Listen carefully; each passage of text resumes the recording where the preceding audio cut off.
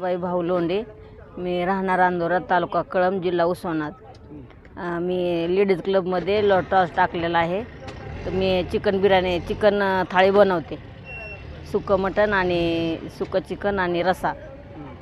मी अगोदर उकडून घेते, उकडल्याच्या नंतर मग सुकं वेगळं बनवते आणि रस्सा वेगळा बनवते. काय वेगळे पण आहे तुमचं? मग घरगुती माझा मसाला आहे. माझा असं विकत्रीचा मसाला नाही. माझा घरगुती मसाला, मी चटणी कांदापोर बनवलेला घरगुती मसाला मी वापरते. असा काळा मसाला विकत्रीचा वापरत नाही.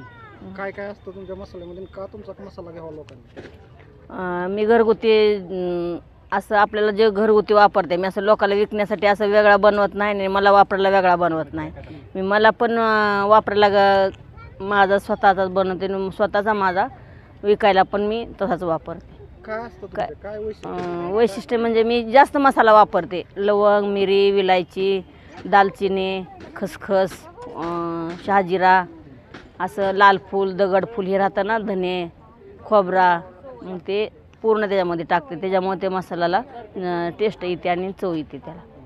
काय तुमची थाळी कितीला आहे? 50ला थाळी माझी.